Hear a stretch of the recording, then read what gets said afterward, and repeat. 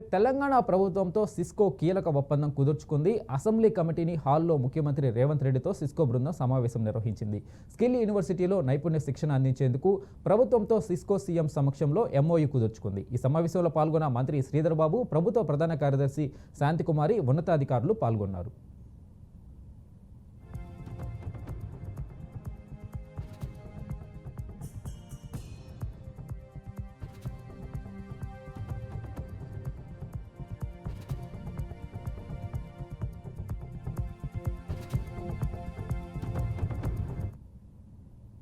ప్రభుత్వం నిజమైన జర్నలిస్టులను గుర్తించి వారి సంక్షేమం కోసం ఒక పాలసీ తీసుకురావాల్సిన అవసరం ఉందని సిపిఐ ఎమ్మెల్యే కోనంనేని సాంబశివరావు అన్నారు. తెలంగాణలో అసెంబ్లీ సమావేశాలు కొనసాగుతున్నాయి. ఈ సమావేశాల్లో భాగంగా ఎమ్మెల్యే కోనంనేని మాట్లాడుతూ తెలంగాణలో జర్నలిస్టుల గురించి పలు కీలక వ్యాఖ్యలు చేశారు. ఈ సందర్భంగా ఆయన ప్రభుత్వ జర్నలిస్టుల గురించి ఒక కమిటీ వేస్తే బాగుంటుందని సూచించారు. నిజమైన జర్నలిస్టులు ఎంతమంది ఉన్నారు, వాళ్ళ జీవితాలు ఎలా ఉన్నాయో తెలుసుకోవాల్సిన అవసరం ఉందన్నారు. నెదర్లాండ్, స్వీడన్, ఐస్లాండ్, న్యూజిలాండ్ ఇటువంటి దేశాల్లో ఫ్రెండ్లీ పోలీసింగ్ ఉంటుంది. అందులో మంచిగా ఉంటే స్టడీ చేద్దాం.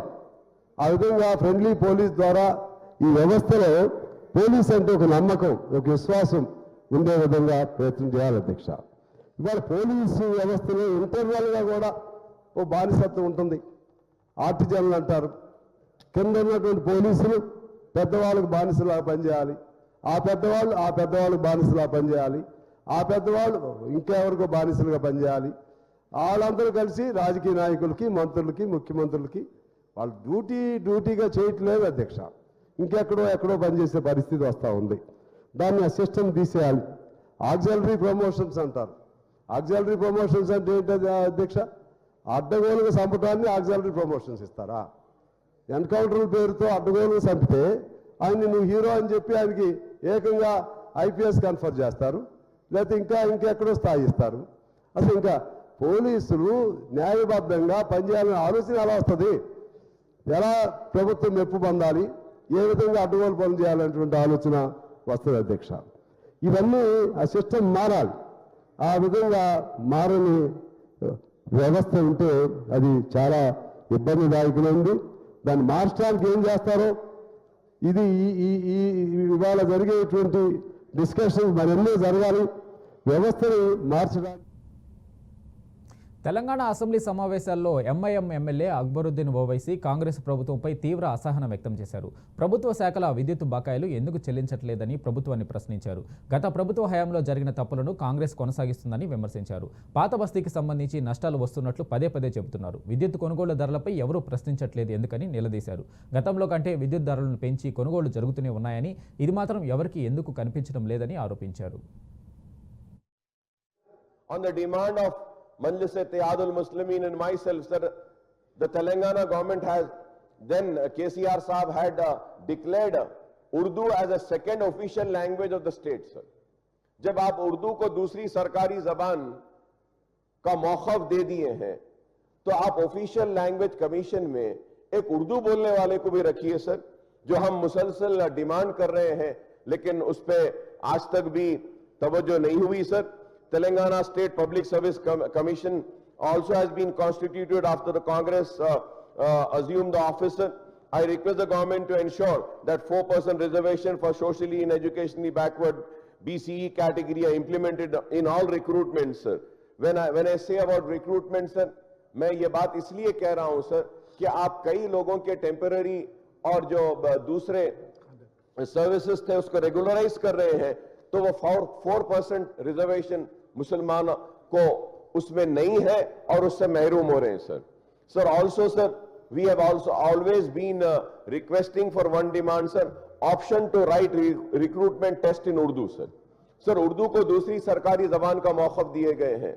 जब दिया गया है तो जितने भी जनरल एडमिनिस्ट्रेशन डिपार्टमेंट హైదరాబాద్ మాజీ మంత్రి హరీష్ రావు చిట్చాట్ నిర్వహించారు. కోర్టు పరిధిలో ఉన్న విషయాలు మాట్లాడొద్దని, వాటిని సీఎం రేవంత్ రెడ్డి అతిక్రమించారని ఆయన అన్నారు. కోర్టు ఇవ్వాల్సిన తీర్పును సీఎం ఎలా ఇస్తారని, సీఎం వ్యాఖ్యలను కోర్టు దృష్టికి తీసుకెళ్తామన్నారు. ఫిరాయింపులపై సుప్రీంకోర్టులో కేసు నడుస్తుంటే ఏమీ కాదంటూ తీర్పు ఇచ్చేశారని తెలిపారు. తెలంగాణలో లా అండ్ ఆర్డర్ పూర్తిగా విఫలమైందని, సీఎం రేవంత్ రాజ్యాంగ ఉల్లంఘనకు పాల్పడ్డారని విమర్శించారు. గతేడాది కంటే క్రైమ్ రేట్ పెరిగిందని డీజీపీ తెలిపారని, నగరంలో సగం సీసీ కెమెరాలు పనిచేయడం లేదని ఆరోపించారు. సీఎం రేవంత్ కుటుంబానికి చెందిన భూములున్న ప్రాంతాల్లో 5,000 కోట్ల రూపాయలతో రోడ్లు వేస్తున్నారని మండిపడ్డారు.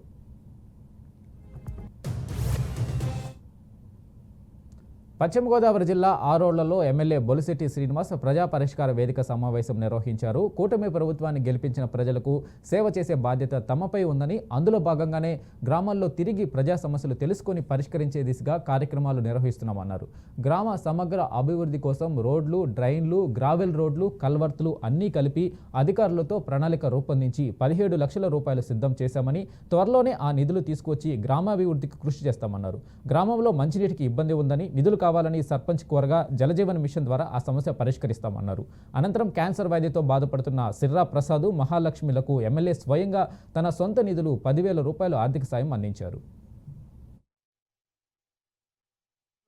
అనుభవమైన ముఖ్యమంత్రి మీరు ఎన్నుకున్నారు. ఇవాళ వాళ్ళు మేము నెగ్గామంటే దానికి కారణం మీరు వేసిన ఓట్లు. మీరు ఒక తపంతో నెగ్గించారు.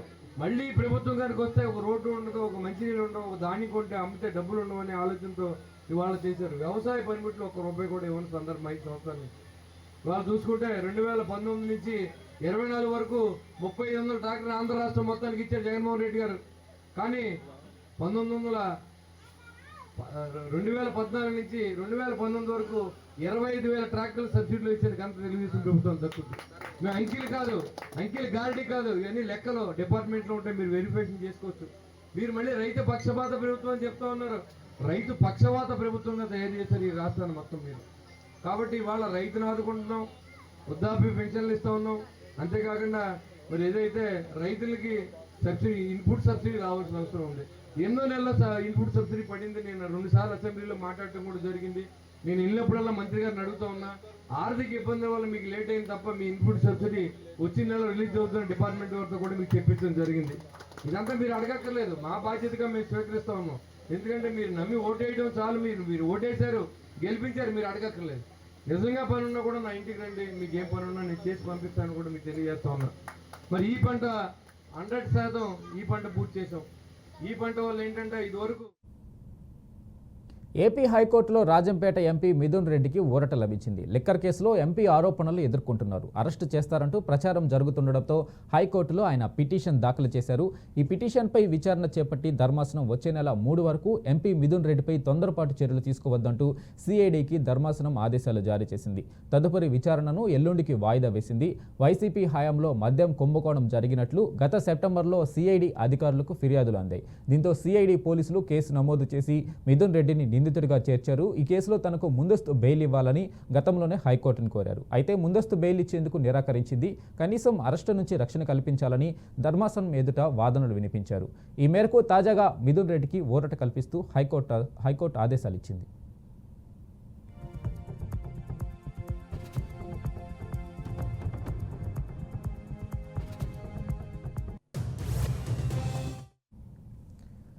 నంద్యాల ఆళ్లగడ్డలో తెలుగు గంగ కేసీ కెనాల్ అధికారులతో ఎమ్మెల్యే భూమా అఖిలప్రియ సమావేశమయ్యారు. కేసీ కాలువ కింది ఆయకట్టు ఎక్కువగా ఉందని, కొన్ని ప్రాంతాలలో నీరు అందక రైతులు ఇబ్బందులు పడుతున్నారని ఆమె తెలిపారు.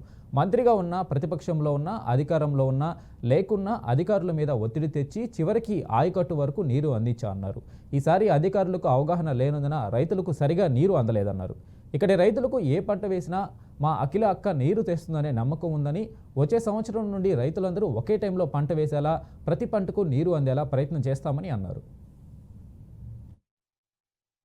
తెలుగు గంగ కేసీ కెనాల్ సంబంధించిన అధికారులతో ఒక మీటింగ్ ఏర్పాటు చేయించడం జరిగింది. ఎందుకంటే ఆలగడ్డ నేను గత ఎన్నోసార్లు అసెంబ్లీలో కావచ్చు, ప్రెస్ మీట్లలో కావచ్చు, ఎన్నో సందర్భాల్లో ఆలగడ్డ ప్రాంతంలో కావచ్చు, లేదా కేసీ కెనాల్ రైతులు కావచ్చు, ప్రత్యేకంగా తెలుగు గంగ రైతులు కావచ్చు, ప్రత్యేకంగా రైతులు పడే సమస్యల గురించి చాలా సందర్భాల్లో మాట్లాడడం జరిగింది. ఎందుకంటే మా ప్రాంతంలో అంటే నేను రైతులు ఎవరైనా రైతే, పైన రైతు కింద రైతు అనే తేడా లేకపోయినా కూడా ఆలగడ్డలో అటు కేసీ కెనాల్ కావచ్చు, అటు తెలుగు గంగ కావచ్చు, అందరికన్నా ఎక్కువ ఆయకట్టు ఆలగడ్డ ప్రాంతంలో ఉండడం వల్ల చివరి వరకు నీళ్లు తీసుకురావాలి. ప్రతి ఒక్కరికి రైతు అనే వాళ్ళకి న్యాయం చేయాలంటే వాటర్ మేనేజ్మెంట్ అనేది చాలా చాలా ముఖ్యమని గతం ఫస్ట్ నుంచి నేను చెప్పడం జరుగుతుంది. ఈ రోజు అధికారులతో మీటింగ్ పెట్టుకోవడానికి ముఖ్యమైన కారణం కేసీ కెనాల్ కింద రైతులు మా ప్రాంతంలో అటు నంద్యాల జిల్లా కావచ్చు అనుకోవచ్చు, ఆలగడ్డ ప్రాంతంలో కావచ్చు, వాటర్ మేనేజ్మెంట్ అనుకున్నంత స్థాయిలో జరగకపోవడం వల్ల, చాలా చోట్ల మిస్యూజ్ అవ్వడం వల్ల, కొన్ని ప్రాంతాలకు అసలు ఒక తడి కూడా నీళ్లు రాకపోవడం వల్ల చాలా మంది రైతులు ఇబ్బందులు పడుతున్నారు. అదే విధంగా గతంలో ఎన్నో సందర్భాల్లో ప్రతిపక్షంలో ఉన్నప్పుడు కూడా నేను రైతులతో ధర్నాలు చేపించి రైతులతో పాటు కలెక్టర్ ఆఫీస్కి వెళ్ళి కలెక్టర్ గారిని గతంలో క్రికెట్ అభిమానులకు టీజీఎస్ ఆర్టీసీ శుభవార్తను అందించింది. హైదరాబాద్లోని ఉప్పల్ రాజీవ్ గాంధీ అంతర్జాతీయ స్టేడియంలో జరిగే ఐపీఎల్ మ్యాచ్లను తిలకించేందుకు ఆర్టీసీ ప్రత్యేక బస్సులను ఏర్పాటు చేస్తుంది. వివిధ ప్రాంతాల నుంచి ఉప్పల్ స్టేడియానికి చేరుకోవడానికి గ్రేటర్ హైదరాబాద్ పరిధిలోని 24 బస్సు డిపోల నుంచి 60 ప్రత్యేక బస్సులను నడపనుంది. ఐపీఎల్ మ్యాచ్లు జరగనున్న తేదీల్లో ఈ సర్వీసులు అందుబాటులో ఉంటాయి. ఉప్పల్ స్టేడియంలో మే 21వ తేదీ వరకు వివిధ తేదీల్లో మ్యాచ్లు జరగనున్నాయి.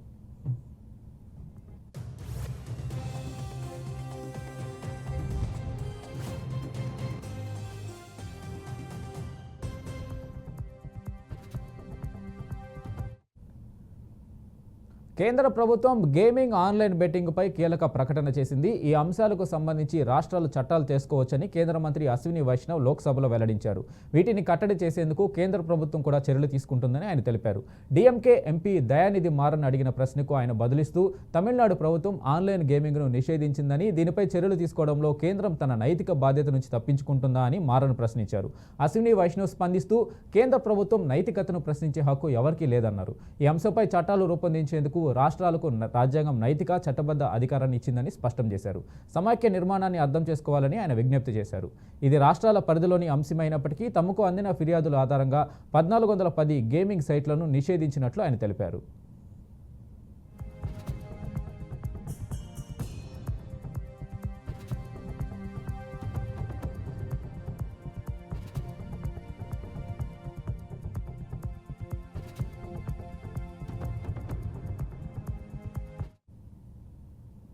దేశవ్యాప్తంగా యూపీఐ సేవల్లో అంతరాయం ఏర్పడింది. యూపీఐ సర్వర్ డౌన్ కావడంతో వినియోగదారులు తీవ్ర ఇబ్బందులు ఎదుర్కొంటున్నారు. యూపీఐ ద్వారా జరిగే ఆన్లైన్ సేవలు దాదాపు గంటకు పైగా నిలిచిపోయాయి. ఫోన్పే, గూగుల్ పే, పేటీఎం వంటి సేవలు పనిచేయడం లేదు. పెట్రోల్ బంకులు, హోటళ్లు, రెస్టారెంట్లు మొదలైన వివిధ ప్రాంతాల్లో ఆన్లైన్ చెల్లింపులు చేయాలనుకున్న వారు ఇబ్బంది పడుతున్నారు. ఈ సమస్యపై వినియోగదారులు సామాజిక మాధ్యమాల ద్వారా ఫిర్యాదులు చేస్తున్నారు. సాయంత్రం 7 గంటల తర్వాత యూపీఐ సేవల్లో అంతరాయం ఏర్పడింది. యూపీఐపై ఆధారపడిన వారు తీవ్ర ఇబ్బందులు ఎదుర్కొంటున్నారు.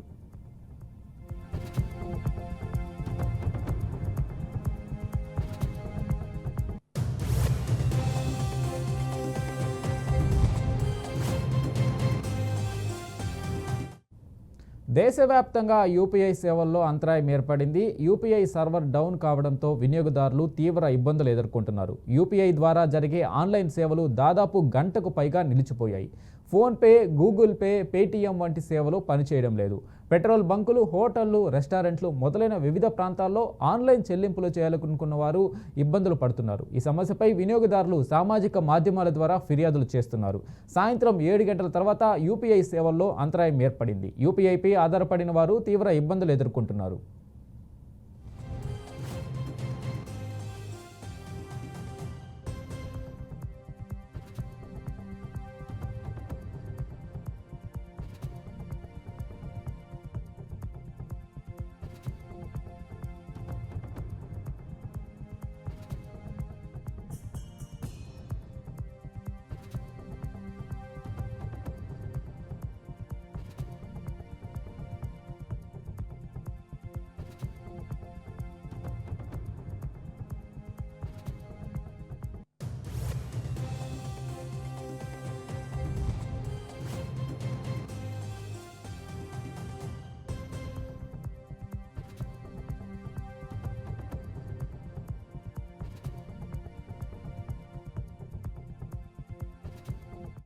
ఉత్తరప్రదేశ్ ముఖ్యమంత్రి యోగి ఆదిత్యనాథ్ ప్రయాణిస్తున్న చార్టర్డ్ విమానం సాంకేతిక లోపం కారణంగా ఆగ్రాలోని కేడియా విమానాశ్రయంలో అత్యవసరంగా ల్యాండ్ అయింది. ఆగ్రా పర్యటనలో ఉన్న యోగి ఆదిత్యనాథ్ మధ్యాహ్నం 3 గంటల 40 నిమిషాలకు పర్యటన ముగించుకుని తిరుగు ప్రయాణమయ్యారు.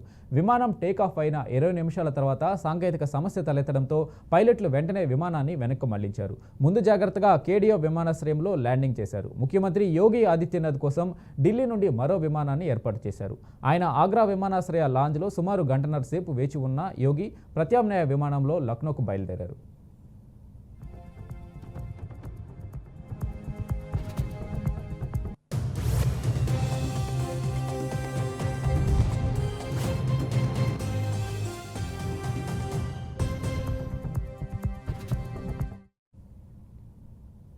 గంజాయి సరఫరా కేసుల్లో నిందితురాలు గంజాయి లేడీ డాన్ సంగీత సాహును ఎక్సైజ్ ఎస్టీఎఫ్ పోలీసులు అరెస్టు చేశారు.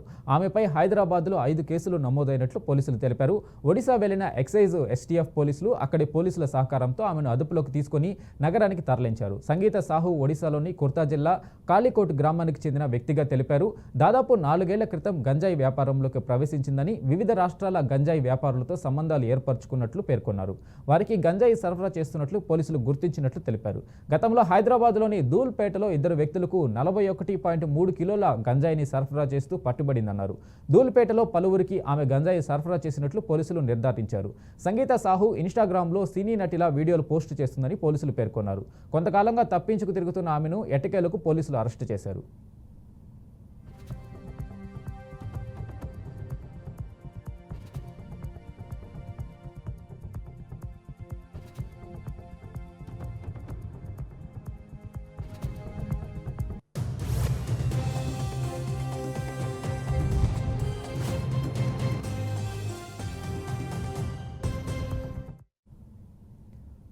కాంగ్రెస్ పార్టీ అసమర్థతోనే వరి పంటలు ఎండుతున్నాయని మాజీ వ్యవసాయ శాఖ మంత్రి నిరంజన్ రెడ్డి కాంగ్రెస్ ప్రభుత్వంపై మండిపడ్డారు. జోగులాంబ గద్వాల జిల్లా కేటీ దొడ్డి మండలంలోని కొండాపురం, వెంకటాపురం, ముత్యాల గ్రామాలలో నెట్టెంపాడు ప్రాజెక్టు కింద సాగు చేసిన వరి పంటలకు సాగునీరు అందక వేలాది ఎకరాలు నిండిపోతున్నా పట్టించుకోవడం లేదని అన్నారు. కేటిదొడ్డి మండలంలోని సాగు చేసిన వరి పంటలను పరిశీలించారు.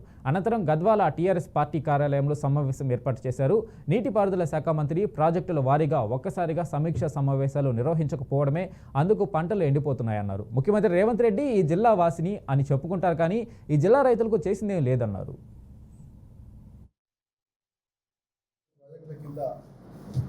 సాగునీరు సక్రమంగా అందక వేలాది ఎకరాలలో నోటుకాడికి వచ్చేటువంటి పంట వరి పంట ప్రధానంగా ఎండిపోతున్నది. ఈరోజు గద్వాల జిల్లా కేటిదొడ్డి మండలంలోని 3 గ్రామాల రైతుల వేదన చూడలేక మా వాళ్ళు ఒకసారి విజిట్ చేయాలంటేనంటే తప్పకుండా గోదావరి రావడం జరిగింది. వెంకటాపూర్ కానీ, కొండాపూర్ కానీ, ఉమ్మెత్యాల కానీ 3 గ్రామాల సందర్శన పెట్టుకున్నాం. పోయించినాం, రైతుల్ని కలిసినాం, ఎండిపోయినటువంటి పొలాలను చూసినాం. చాలా బాధ అనిపిస్తుంది. వాళ్ళు రైతులు చెప్పే మాట ఏమంటే, మాకు అధికారులు కానీ, ఎమ్మెల్యే కానీ మీకు ఏప్రిల్ వరకు నీళ్ళు ఇస్తాం, మీకు ఎందుకు, మీరు వేసుకోండి అని హామీ ఇస్తేనే మేము వేసుకున్నాం పంటలు. కానీ వాళ్ళ చేతులు ఎత్తేసేది ఎవరు పలుకుతలేరు. అధికారులేమో మేము అడిగితే పైకి రాసినాము, కర్ణాటకకి రాసినాము, పైనుంచి నీళ్ళు వస్తేనే కదా ఇచ్చేదని అధికారులు చేతులు ఎత్తేస్తున్నారని చెప్పి. అంతకు మునుపెన్నడూ కూడా నెట్టంపాడు కింద ఎండని పొలాలు ఈసారి ఎందుకు ఎండుతున్నాయి? ఎక్కువ వర్షాలు పడ్డ కాలంలో కూడా అంటే నిర్వహణ సామర్థ్యం లేక, నీటిని యాజమాన్యాన్ని సరిగా నిర్వర్తించలేక, నీటిపారుదల శాఖ మంత్రి ఒక్కనాడు కూడా ప్రాజెక్టుల వారీగా రివ్యూ చేసి ఈ యాసంగిలో ఎక్కడ నీళ్లున్నాయి, ఎన్ని నీళ్లున్నాయి, ఎన్ని ఇవ్వాలి, ఎన్ని ఇవ్వగలము, ఎన్ని ఇవ్వలేము చెప్పండి అని చెప్పి మేము హైదరాబాద్లో ప్రెస్ పెట్టి యాసంగి కంటే చాలా ముందు రిక్వెస్ట్ చేస్తాం. అయ్యా మీరు రైతులకు చెప్పండి, ఏ ప్రాజెక్టు కింద ఎన్నాళ్ళ వరకు నీళ్ళు ఇచ్చే అవకాశం ఉంది, ఎన్ని డిస్ట్రిబ్యూటర్ల వరకు ఇచ్చే అవకాశం ఉందో చెప్తే దానికి తగ్గట్టు రైతులు వేసుకుంటారు, లేదా ఆరుతడి పంటలను వేసుకుంటారు. మీరు ఏం చెప్పకుంటే ఎట్లా అని. అమెరికాకు చెందిన హవాయి ద్వీపంలో అత్యంత క్రియాశీల అగ్నిపర్వతాల్లో కిలోవేయ మరోసారి విస్ఫోటనం చెందింది. దాని నుంచి పెద్ద ఎత్తున లావా ఉబ్బికి వస్తుంది. తొలుత మంగళవారం విస్ఫోటనం చెందిన అగ్నిపర్వతం ఇవాళ మరోసారి పేలి పెద్ద ఎత్తున లావాను వెదజల్లుతుంది. హవాయి జాతీయ ఉద్యానవనం లోపల ఉన్న కాల్డెరాలోనే లావా నిలిచిపోయిందని అధికారులు తెలిపారు.